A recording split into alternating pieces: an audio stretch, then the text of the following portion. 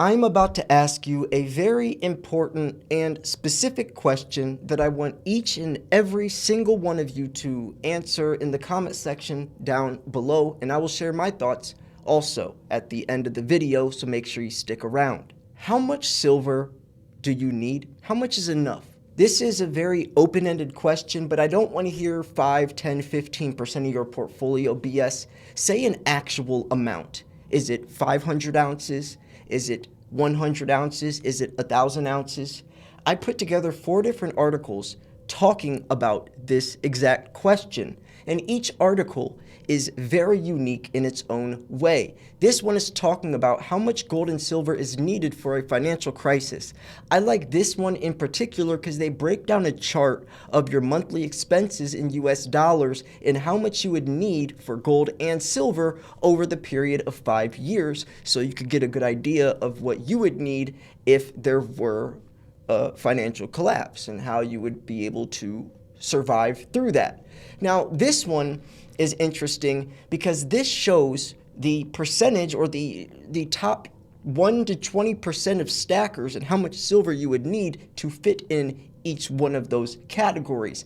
The top 1%, you would need 500 ounces. To be in the top 5% of all silver stackers, you need around 150 ounces. In the top 20% of stackers, you need around 50 ounces. I thought that was very interesting, and there are some people that left comments under this as well that we will dig into. This is a post from Cora asking what is the minimum amount of silver a person should keep in their possession. And I think it's a very good question, and this thread is in particularly good because a lot of people gave some pretty detailed answers. So I think this will be something fun to dive into as well. And also the Silver Forum, which is like Wall Street Silver, but it's been here much longer than Wall Street Silver. A lot of very cool silver stackers to meet in here. It's like a Facebook for silver stackers. If you guys don't know, you can go on here. They do giveaways. You guys can make friends on here, add each other, message each other. They have open polls and stuff. It's a really cool environment for silver stackers, right? Memberships, you can buy and sell on here, hang out with people, activity, leaderboards, links, directory, videos, yada yada. But I found the question on this forum as well: how many ounces is a good stack? So there's a lot of people on here that give some really good advice. A lot of these people have been stacking for a very long time. This is more of the core stacker side of something like Wall Street Silver. Wall Street Silver kind of started from, you guys know, the GameStop, shenanigans that kind of went on. And yes, some silver stackers broke off from that, but this has been here since I've been stacking for almost a decade. This is core silver stackers, and they know what they're talking about. Shout out to Chris, by the way. On a side note, just wanted to mention, you guys have these resources. If you guys did want to branch out and meet other silver stackers and have these types of conversations beyond just the comment section of YouTube. So here we go. Let's dive into each and every one of these articles. Let's start with this one first. How much gold and silver is needed for a financial crisis? Here's how much gold and silver you would need for the crisis. Most of you reading this are already convinced of the need to own gold and silver. But as you continue to accumulate, a question naturally arises. How much do you need? Imagine the sick feeling in your gut if we get to the next financial crisis and you suddenly realize you didn't buy enough bullion to get through it. For this reason alone, it's worth thinking about how many ounces you might need. And that is a good question. It's so easy to just kind of get in this tunnel vision of just buying and not really thinking about the game plan. It's called a silver stacking strategy. We're supposed to be strategizing and building up these different, game plans, and how much do I need? What is my dollar per ounce average? What price would I be willing to sell at? Am I ever going to sell? How long until I'm going to sell? What's the highest price I'll stop buying at? You ever thought about that? What price does silver have to be until you throw in the towel and say, okay, I'm not buying anymore, it's too pricey? You ever thought about that? If silver gets to $40, would you stop buying it? What about the reverse? What price would you be willing to sell at? When it gets to $100, would you be willing to sell? Or would you hold off because it's most likely going to go higher?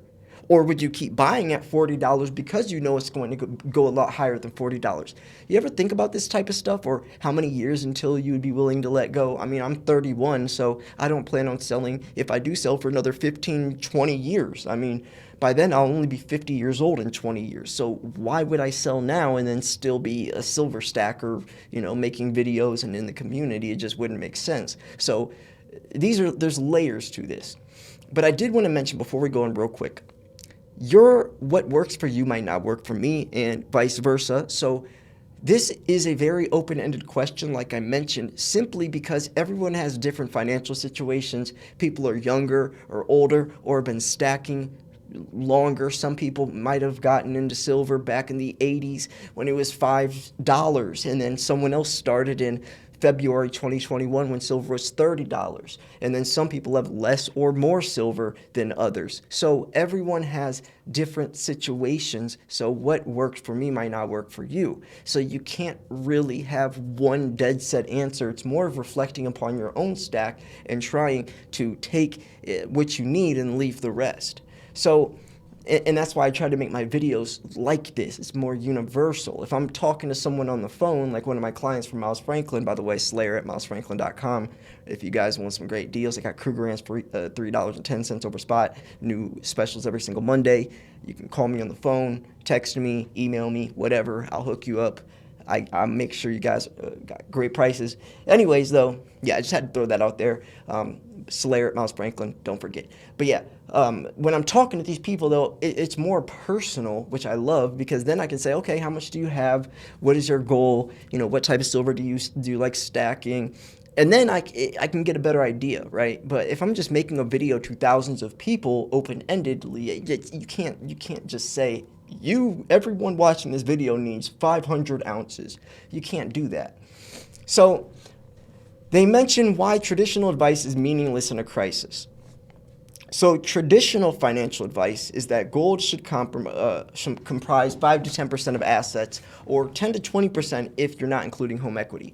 But Mike and I are convinced the amount won't cut it in turmoil we believe is ahead. And I hope he's saying what I think he's about to say, because if you're talking about a financial crisis, if you only have 5 to 10% of your portfolio in precious metals, well, the other 90 to 95% is garbage anyways, because if a financial crisis happens, that means your stocks and everything pegged to the dollar is worthless. So I hope that's the angle they're going. If not, at least I threw in another good point. But he says, but Mike and I are convinced that amount won't cut it. What we believe is ahead. What passes for normal advice would be financially devastating in abnormal times. There you go. Exactly. Furthermore, the lower your overall net worth, the less meaningful these percentages are, and in a time of crisis, you will need absolutes, not percentages. And that's also what I was saying. Don't give me no 5, 10, 15% BS. Think of an actual number. Maybe just make a goal of 100 ounces. And then after you hit 100 ounces, make a goal for 500 ounces. All right, and then you could even do a ratio, like maybe every 100 ounces of silver, you get maybe like a half ounce of gold or something, or every 500 ounces of silver, you grab an ounce of gold, and then you can kind of balance it out. So I'm glad they mentioned that, though. So that's the topic they brought on right there. I really want to go to the chart, though. I know this is what you guys really want to see. And this is really the important stuff. This is the meat and potatoes of this article. I did like what they mentioned up above, though. So, and by the way, folks, if you guys enjoy these articles or enjoy the information or enjoy the videos or just enjoy my channel itself, please like the videos, comment, share them. It really does help. So here we go. How many ounces of silver you need to meet expenses during a crisis? This is so helpful. And you can actually use this chart for 2 different ways. You could use it backwards. I'll explain in a second.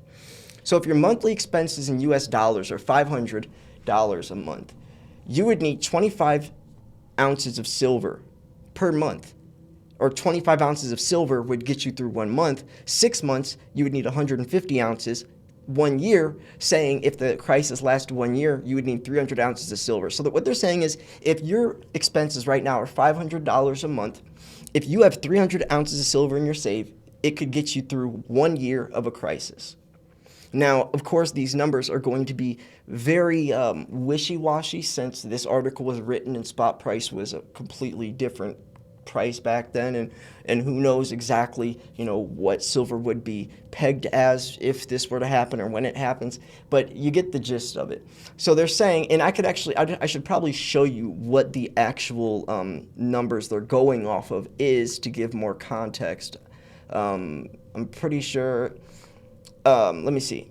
So here we go.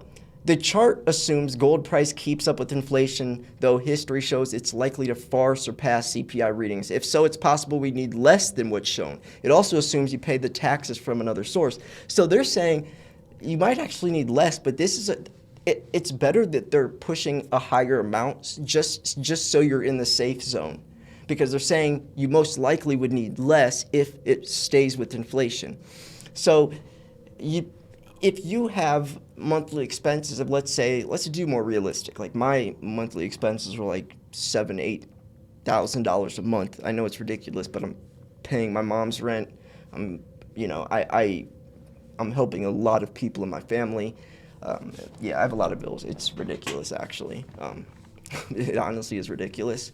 But anyways, okay, so let's say your expenses are $5,000 a month.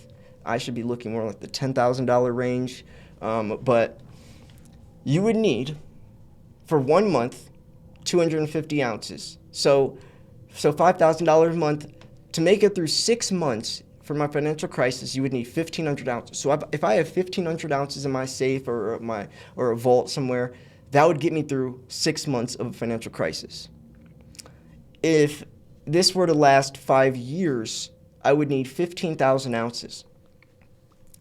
Now, how are we determining though? So they say $500 per ounce, $500 per month supplement would need 300 ounces of silver to get through 1 year, or 1,500 ounces of silver for 5 years, or 15. It says 15,000, but they put 1,500 ounces. I love when articles do typos like that. I don't love it, but so they say if you want $3,000 a month, you'll need 1,800 ounces for 1 year, or 9,000 if it lasts 5 years.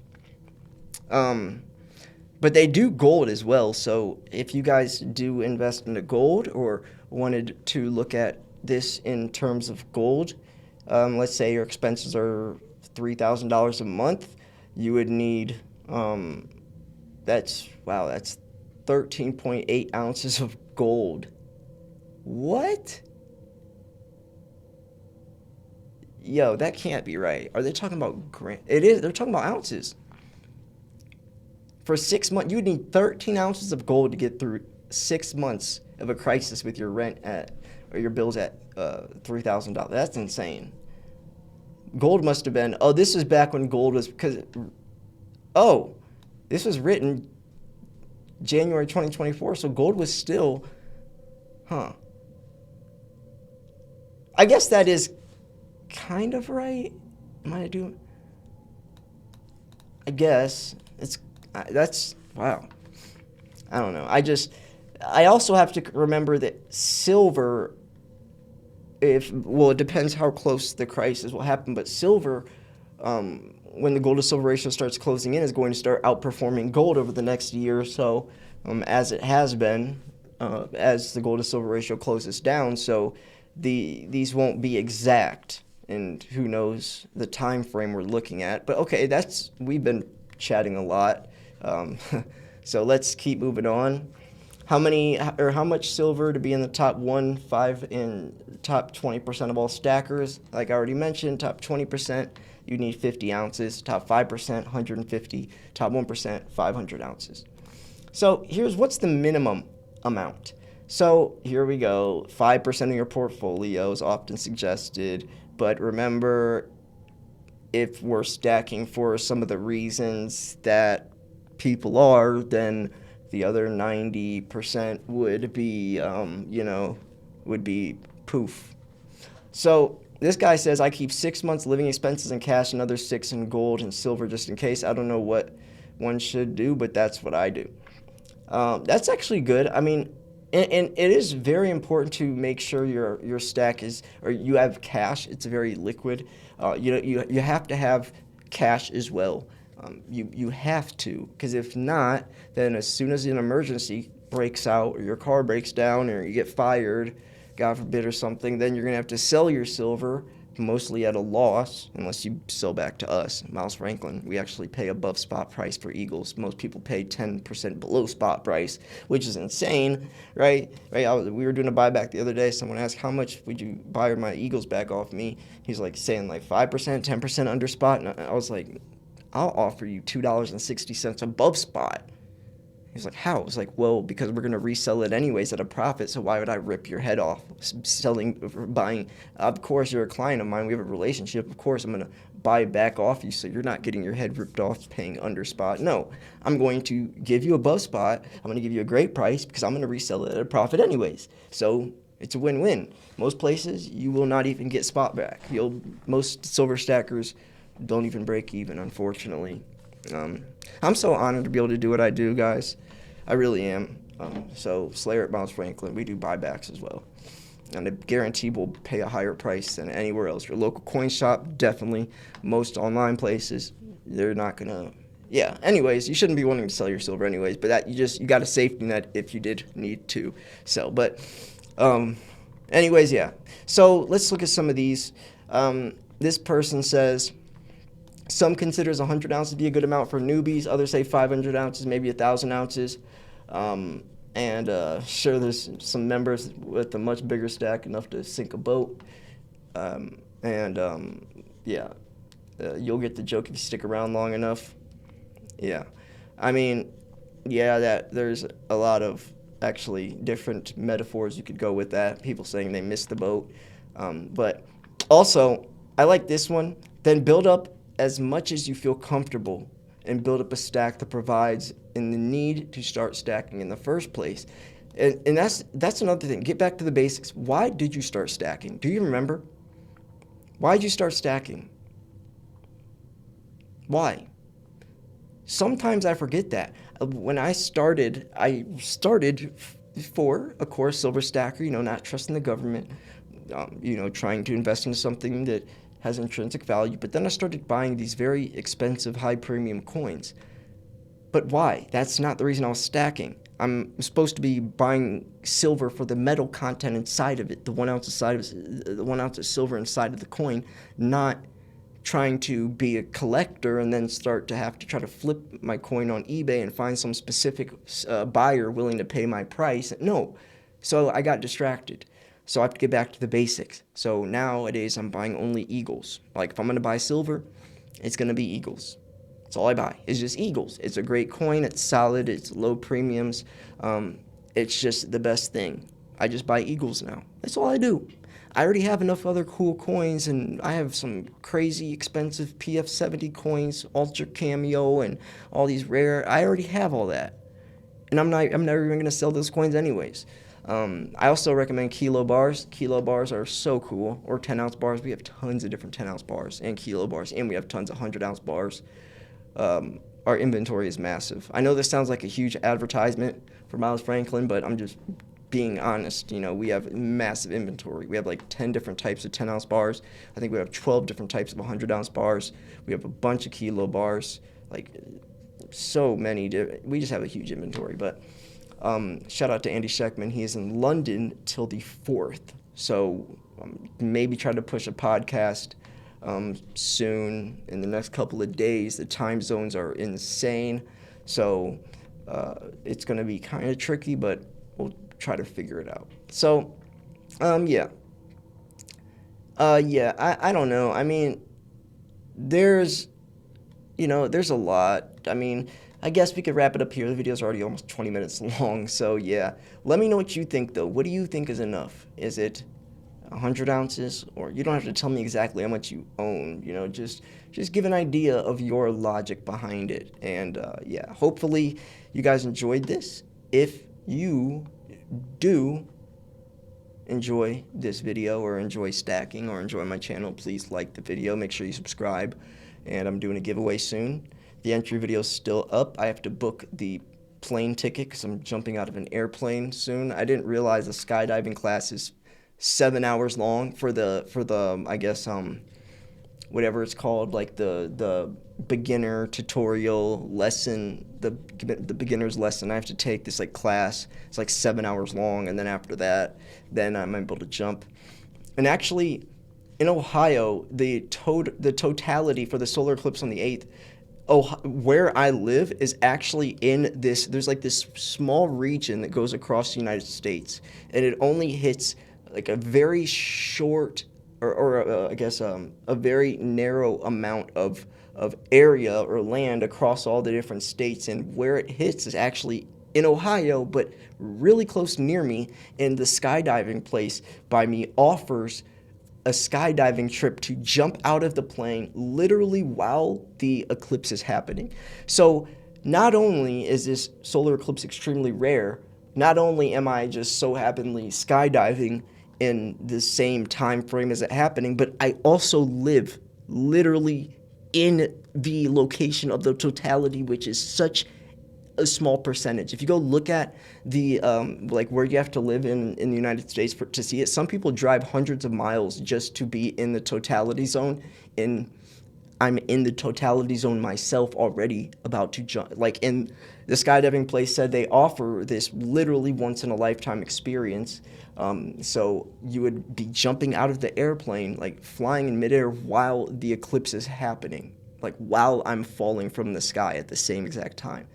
That would be insane. That would be such a cool video itself, not even because of the giveaway. And I doubt anyone else in the world would be doing that, because who else would have that opportunity that lives, But anyways, I thought that was pretty cool. But yeah, just know I'm doing that soon. I've never gone skydiving before, and I'm terrified, but enough rambling. I'm going to shut up now so I can make some more videos on some other important topics. Thanks for tuning in. This is Silver Slayer. I'll see you guys later today or tomorrow. Peace.